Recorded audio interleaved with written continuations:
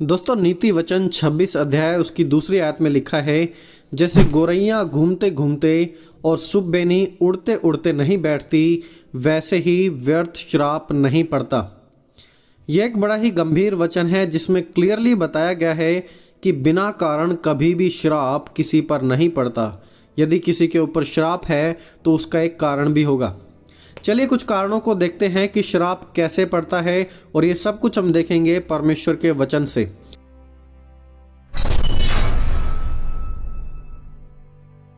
दोस्तों पहली बात, बाय गॉड हिमसेल्फ, स्वयं परमेश्वर के द्वारा। बाइबल में कई स्थानों पर हम पढ़ते हैं कि परमेश्वर ने लोगों को, और इनफैक्ट कुछ स्थानों में पूरे के पूरे देश को श्राप दे दिया। चलिए हम कुछ वचनों को देखते हैं। उत्पत्ति 12 अध्याय उसकी 1 से 3 आयत। जब परमेश्वर ने अब्राहम को बुलाया तो अब्राहम की बुलाहट में 7 लेवल थे अलग अलग।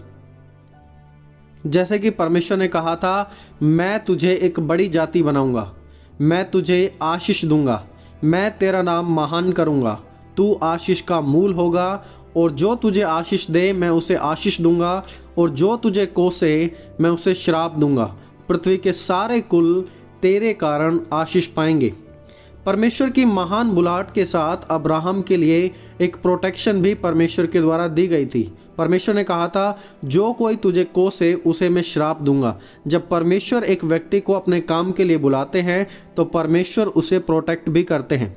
आगे बाइबल में यही प्रोटेक्शन इसहाक के द्वारा याकूब को भी दी गई है। अब्राहम का बेटा था इसहाक और इसहाक का बेटा था याकूब। अब्राहम की आशीष आगे इसहाक को और इसहाक के द्वारा याकूब को, यानी कि पूरे इजराइल को ट्रांसफ़र की गई। और जब इसहाक के द्वारा याकूब को आशीष दी गई थी तो उसमें कहा गया है कि राज्य राज्य के लोग तेरे अधीन हो, देश देश के लोग तुझे दंडवत करें, तू अपने भाइयों का स्वामी हो और तेरी माता के पुत्र तुझे दंडवत करें। जो तुझे श्राप दे वह शापित होगा, और जो तुझे आशीर्वाद दे वे आशीष पाएंगे।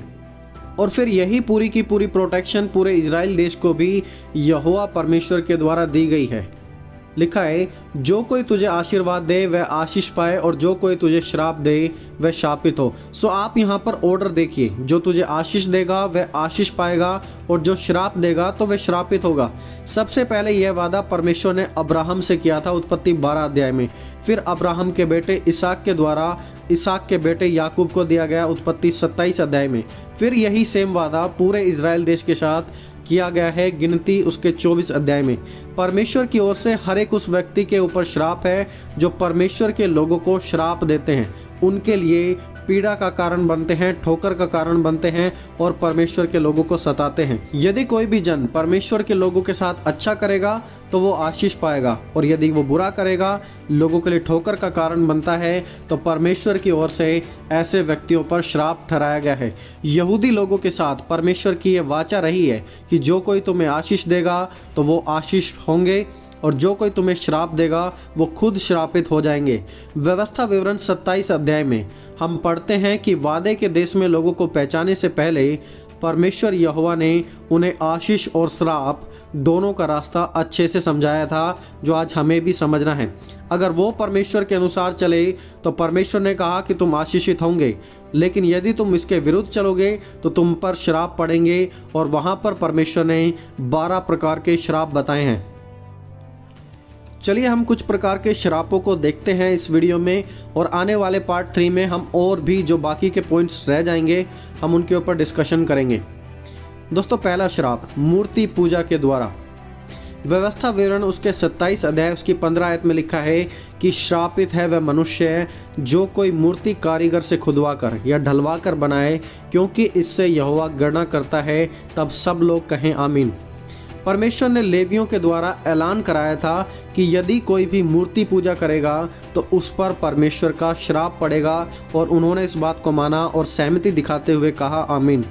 मूर्ति पूजा के द्वारा एक श्राप ठहराया गया है, और अधिकतर मसीह लोग नए विश्वासी इस बात को अच्छे से नहीं समझ पाते कि जो उन्होंने मूर्ति पूजा के समय में किया था उसके कारण उन पर श्राप पड़ा हुआ है, जिसकी क्षमा उन्हें अब परमेश्वर से मांगते हुए उस मूर्ति पूजा के श्राप को तोड़ना है।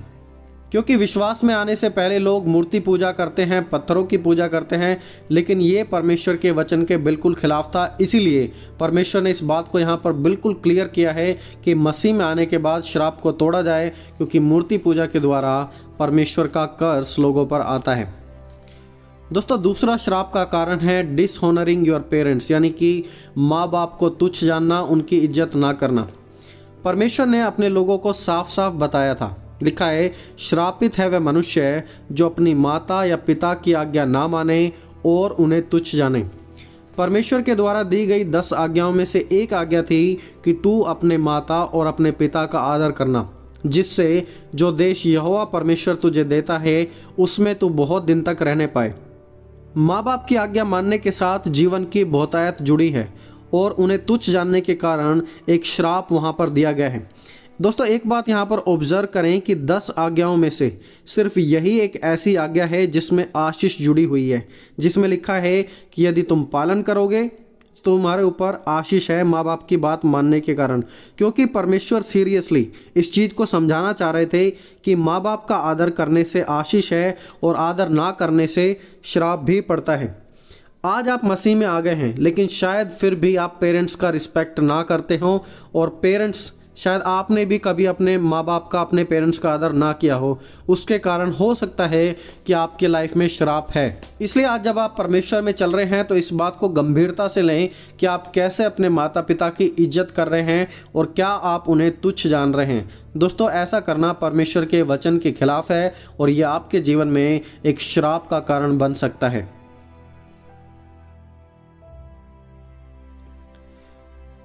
दोस्तों, तीसरी बात, इलिसिट और अननेचुरल सेक्स। गलत और गैर प्राकृतिक रीति से सेक्स करना श्राप का कारण बनता है। देखिए, परमेश्वर ने सेक्स को शादी के बाद एक पुरुष और स्त्री के लिए डिज़ाइन किया है, लेकिन जब कोई लड़का या लड़की शादी से पहले या शादी के बाद अपने पति को छोड़ या पत्नी को छोड़ किसी दूसरे के साथ सेक्स करते हैं, या फिर होमोसेक्सुअलिटी, किसी जानवर के साथ सेक्स करना, या फिर अपनी ही फैमिली में से गलत सेक्सुअल बना लेना, रिलेशन बना लेना अपने भाई के साथ, बहन के साथ, ये सब कुछ चीज़ें श्राप का कारण बनती हैं। इन 5 चीज़ों पर अच्छे से ध्यान दें जो मैंने आपको बताया है।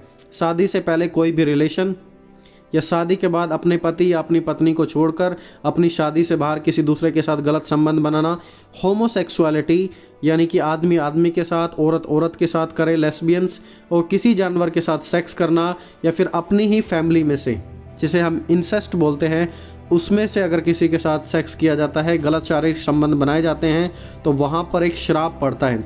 ये सभी बातें आपके जीवन में श्राप लेकर आएंगी यदि आप ऐसा करते हैं। आज सैडली बहुत से बच्चों के साथ, लड़कियों के साथ उनके ही घर में कुकर्म कर दिए जाते हैं। ऐसी बहुत सी मीडिया की रिपोर्ट हमें लगातार बताती रहती हैं। देखिए, परमेश्वर ने क्लियरली ऐसे लोगों पर श्राप ठहराया है जो अपनी माँ से कुकर्म करे, जो पशु से सेक्स करे, जो अपनी बहन से, चाहे सगी हो या सौतेली हो, कैसे भी शारीरिक संबंध बनाए, जो अपनी सास से, ऐसे सब कुकर्म करने वाले लोगों पर परमेश्वर की ओर से श्राप ठहराया गया है। और परमेश्वर ने तो यह भी कहा है कि ऐसे लोग कभी स्वर्ग के राज्य में प्रवेश ना करेंगे। सो दोस्तों, ये चीज़ें, अननेचुरल सेक्स, इलिसिट सेक्स आपके जीवन में एक श्राप का कारण बनता है, इसीलिए आप इन चीज़ों से बिल्कुल दूर रहें। दोस्तों, चौथी चीज़, injustice to weak and helpless. श्रापित है वह जो कमज़ोर का, गरीब का न्याय बिगाड़े।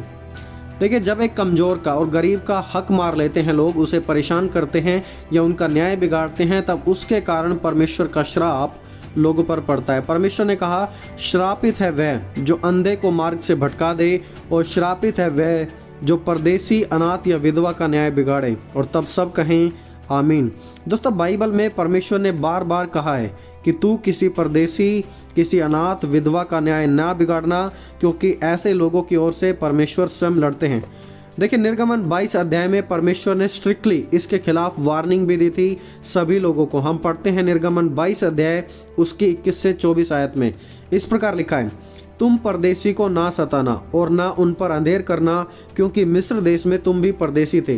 किसी विधवा, अनाथ बालक को दुख ना देना। यदि तुम ऐसे को किसी प्रकार का दुख दो और वो मेरी दुहाई दें, तो मैं निश्चय उनकी सुनूंगा तब मेरा क्रोध तुम पर भड़केगा और मैं तुमको तलवार से मरवाऊंगा, और तब तुम्हारी पत्नियां विधवा और बालक अनाथ हो जाएंगी। दोस्तों, एक परदेसी गरीब के हक को कभी भी ना मारे, उन्हें ना सताएं, उनके कारण परमेश्वर का श्राप आप पर पड़ता है। उसके बाद फिर कुछ ऐसी चीज़ें हैं जैसे कि निर्दोष को मारना, छिपकर किसी का नुकसान पहुंचाना, किसी के रास्ते से भटका देना। ये सब कुछ चीज़ें करने के द्वारा भी परमेश्वर का प्रकोप लोगों पर पड़ता है। आप इसे व्यवस्था विवरण 27 अध्याय में पढ़ सकते हैं। दोस्तों, 5वीं बात, श्राप है उस पर जो परमेश्वर के वचनों को ना माने।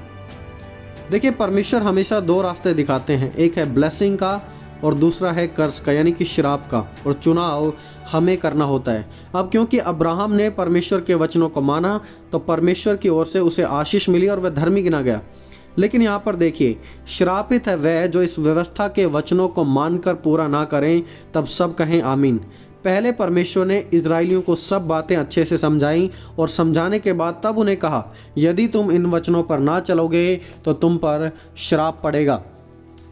दोस्तों, वचनों को जानना और वचनों पर ना चलना, ये दोनों अलग अलग बातें हैं। बहुत से मसीह आज वचनों को तो सुनते हैं, पढ़ते हैं, दूसरों से सीखते हैं, कलीसिया में भी सीखते हैं, लेकिन जब तक उन पर चला नहीं जाए तो क्या फ़ायदा। वचन को मानने के साथ एक आशीष जुड़ी हुई है और वचन ना मानने के कारण श्राप भी जुड़ा हुआ है। दोस्तों, गंभीरता से सीखें इस बात को कि वचन को मानने के साथ एक आशीष जुड़ी होती है और ना मानने के कारण एक श्राप भी जुड़ा होता है।